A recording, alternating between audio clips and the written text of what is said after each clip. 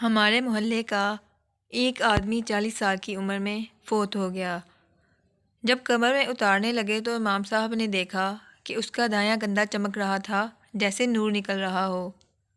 امام صاحب نے آخری دعا کے بعد مرنے والے کے گھر کی راہ لی اور مرنے والے کی ماں کے بارے میں پوچھا، جو ایک بہت بوڑھی سی اماں جی تھی۔ امام صاحب نے ان سے افسوس کیا اور میت کے دائیں کندھے سے نکل رہی روشنی کے بارے میں ذکر کیا۔ واقعہ سن کر اماں جی کی آنکھوں سے آنسو جاری ہو گئے۔ پوچھنے پر اماں جی نے بتایا کہ یہ جب پڑھائی مکمل کرنے کے بعد نوکری پر لگا تو بہت خوبصورت شخصیت تھی۔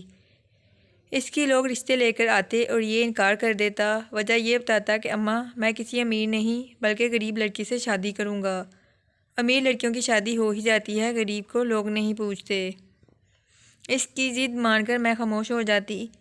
انہی دنوں ہمارے محلے میں ایک دونوں ٹانگوں سے محروم لڑکی کا ذکر ہوا کہ اس کی شادی کی عمر ہے لیکن کوئی رشتہ نہیں مانگتا، تو میرے بیٹے نے کہا میں اس سے شادی کروں گا۔ میں نے اور اس کی بہنوں نے بہت سمجھایا لیکن اس نے نہیں مانی اور ہمیں ہرا کر اسی لڑکی سے اس کی شادی کرنی پڑی۔ وہ صبح آفس جانے سے پہلے خود اس کے لیے ناشتہ بناتا اور خود ہی گھر کے سارے کام کرتا، حتیٰ کہ باتھ روم لے جانے کے لیے بھی وہ اپنے کندھے کا سہارا دیتا۔ آج آپ سے یہ واقعہ سن کر سب یاد آ رہا ہے کہ ہو نہ ہو اس کے کندھے کی چمک کی وجہ اس کی وہ محبت تھی جو وہ اپنی اپاہج بیوی سے کرتا تھا۔ یہ بول کر اماں جی پھوٹ پھوٹ کر بیٹے کی یاد میں رونے لگی اور امام صاحب مسجد کی طرف چل دیے۔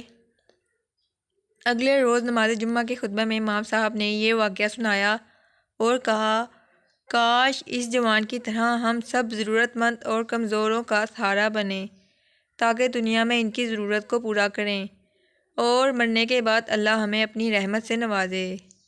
دوستو، سچ یہی ہے، ان لڑکیوں کے دل کا حال میرا رب جانتا ہے یا وہ خود جانتی ہیں، جو کمزور، سانولی یا چھوٹے قد جیسے نقص نکال کر معاشرے میں ہنسی کا شکار ہوتی ہیں۔